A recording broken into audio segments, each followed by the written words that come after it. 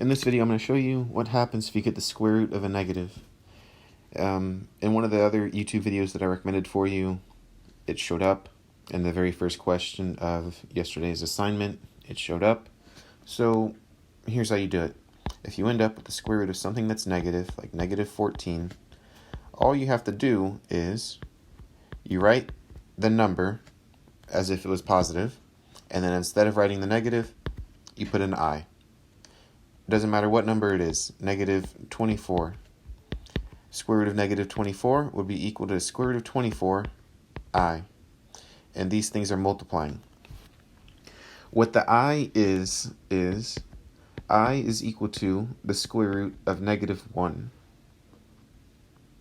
So we don't like writing negative numbers under square roots. It's just something that is, well, for the past few hundred years, it's been something that doesn't make sense. Well, for a long time it didn't make sense, but now we understand it, and we understand that it's just easiest to put an I because we know what that means. So I is the square root of negative 1. So anytime we have the square root of something that's negative, like 150, square root of negative 150, we are actually factoring that to be the square root of 150 times the square root of negative 1. And then we use substitution to say, well, the square root of negative 1 is really the same thing as this I. So this is equal to the square root of 150 times I. And that's the answer. So anytime you have a negative, you do that. If it's more complicated than that, like in a quadratic, you got x squared minus 5x plus 10. Whenever we're solving that with the quadratic formula, you would do negative 5 plus or minus square root 25 minus 4 times 1 times 10 divided by 2 times 1, which is 5 plus or minus square root 25 minus 40 divided by 2 is equal to 5, and I'm going to split this fraction. I'm going to put 5 over 2 plus or minus the square root of negative 15, and then divided by 2. We split this fraction so that divide by 2 applies to the first number, and we applied it to this number. We split it up into two separate fractions. You always write the number, the regular number first, then plus or minus. We're going to change that negative 15 to just be a positive 15. We're going to put I outside of the square root, and we're going to divide by 2. So the answer for x is 5 over 2 plus or minus the square root of 15i divided by 2. And what this is this is the real component.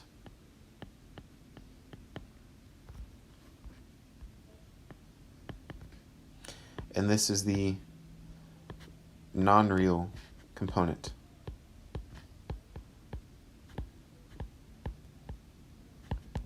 Sometimes called the imaginary component.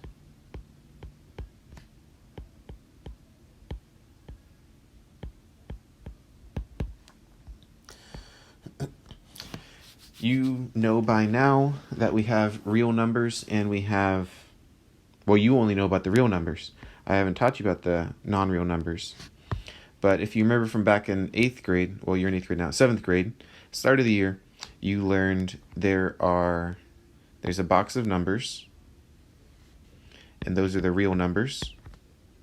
And inside of that box of real numbers, you have the rational, and you have the irrational. And these are two separate categories of numbers. You can be real, or you could be You could be real and you could be rational, or you could be real and you could be irrational. Inside the rationals were the integers. Inside the integers were the whole. And inside the whole were the natural. Inside the irrational is nothing.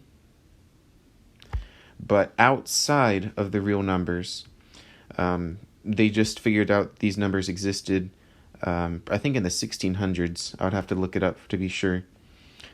But I believe it was in the 1600s. That's when they came up with the quadratic formula. And with the quadratic formula, they found out that sometimes you get square roots of negative numbers. And if you have the square root of a negative number, it's never going to be a real solution. It will be a non-real solution.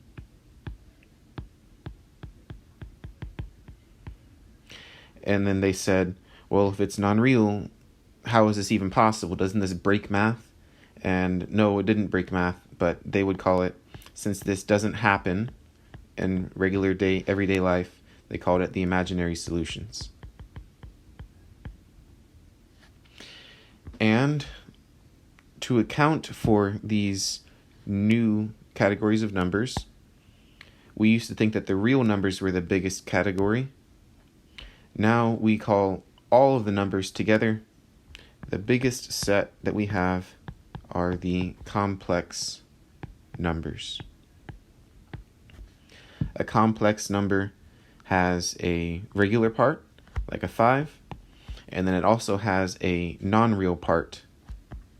A non-real part, which would just be 2 with an I.